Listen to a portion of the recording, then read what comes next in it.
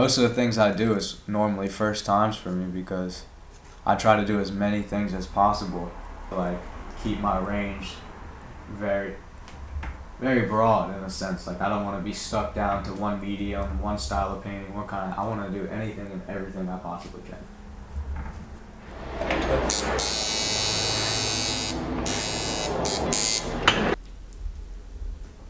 He was like, "What do you mean teach you? Like, have you ever tattooed before?" I was like, "No, like I'm planning on starting." He was like, "Dude, what? You're gonna have an apprentice teach you how to tattoo?" And so I was like, "Yeah, I mean, that was the plan. I don't know what else to do." And so he was like, "Dude, come over here."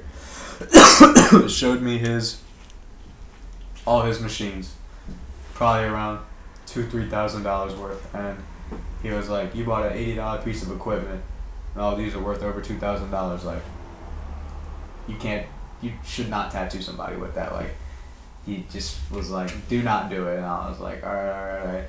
We end up going outside, smoke a cigarette together. He asked to see some of my artwork.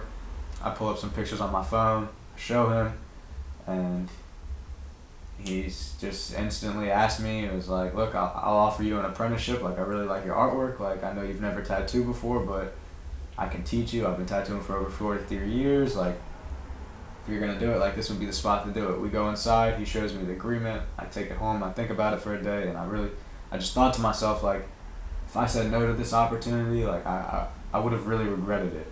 And so I'm glad that I did say yes, and that I was able to start doing this less than 3 weeks ago, and now I've already done over 11 tattoos, which is crazy for having never practiced before.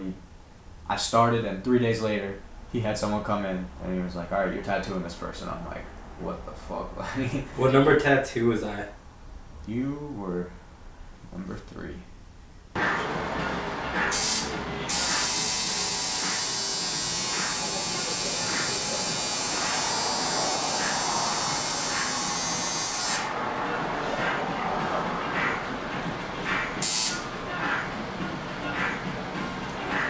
One hit 13 performances. Nice. Have you ever been here with one? But she's going to be my next model. One. My next tenor model. She is one of the best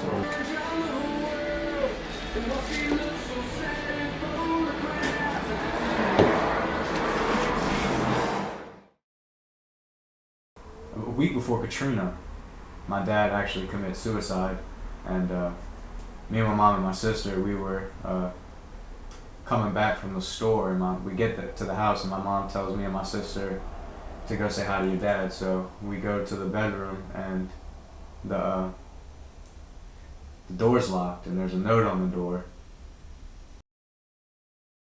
Subconsciously, yes, because I've had tons of people, like, I'll just draw some shit, and it'll be really fucking dark, like someone falling, dying, just very, like, dark color, just subconsciously, like, sometimes it comes out dark, but then when I consciously try to make art, I try to use as brightest colors as possible, because I'm not trying to make dark art, but subconsciously it just, like, it comes out sometimes.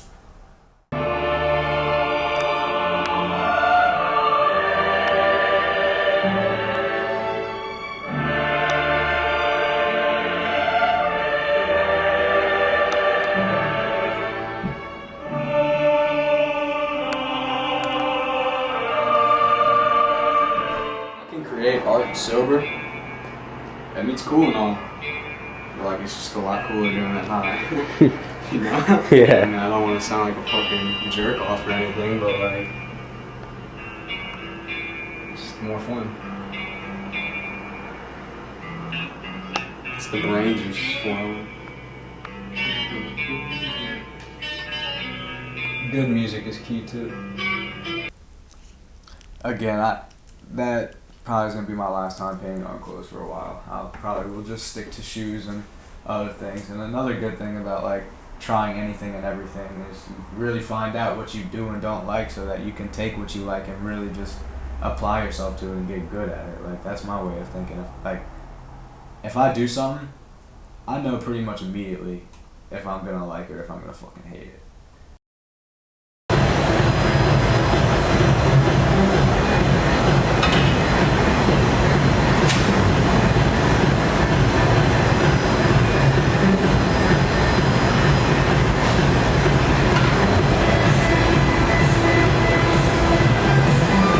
So it's called a starter bubble. It's the first thing you learn before you learn how to blow anything.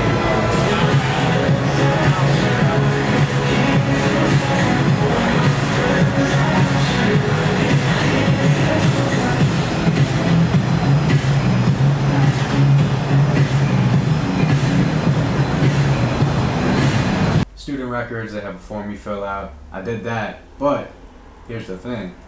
The head of the department at the time, whatever the fuck her name was telling me I couldn't take the class because I'd be a bad representation of Loyola over there because of my grades.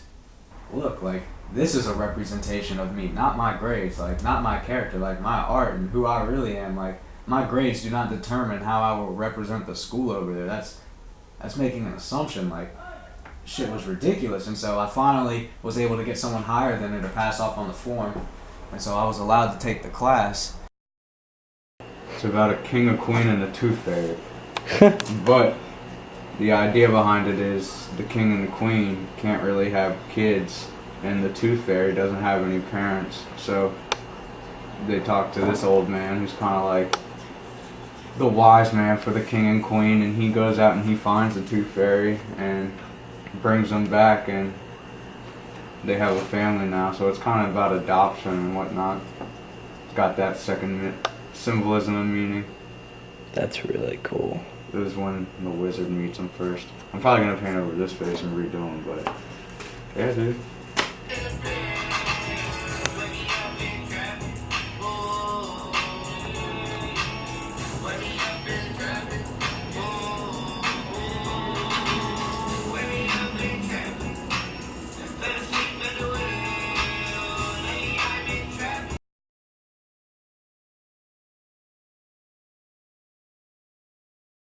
Visionary art is kind of these people who use psychedelics to get these mystical experiences and then project that on a canvas.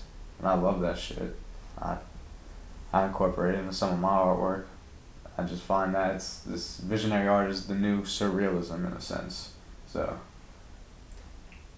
there was a lot of support for art. There's a lot of support throughout the entire city for art. And so it helped in that sense instead of a city like maybe New York or somewhere a little different where it might be a little more like cutthroat. Like, I hate to say that word, but like, I mean, it's hard to make it out in New York, but like New Orleans you can do pretty decent and still be pretty small time, but like have a pretty good connections throughout the city and most things. And so I wanted to be out in San Francisco, and I honestly had no fucking idea what would have happened to me if I'd have just went out there freshman year. I'd have been fucking, I don't know, but... You think you'd be here? Ah, dude. You think you'd actually be like a published author? I don't know. I definitely would have... Fuck, that's hard because I finished the first children's book in the middle of freshman year. I don't know, dude. I guess I am glad I stayed here. Making a realization right now. Look what we can do. Yeah, one conversation you yeah, got. Dude, I used to fucking... Damn. I talked so much shit about New Orleans the past couple months, saying I fucking hate it, ready to leave, fucking picking out a place, moving there. But honestly, without it, I would not have been as deep in art as I probably would have been if I'd have gone to San Francisco and had just been somewhere I'd never been before. You know, like, being here kind of made me realize early on, like, the end of my sophomore year that I didn't need to do all the partying and that I should, like, start taking my art more seriously. But if I'd have been in a city like San Francisco with all this stuff I've never done and seen before, I think I maybe would have been a little more distracted and wouldn't have gotten as serious as early about my art. So, glad I stayed here. Anything you want to say to the camera you didn't get a chance to? If I look goofy, I'm sorry. That joint was huge. Perfect. Alright. Alright.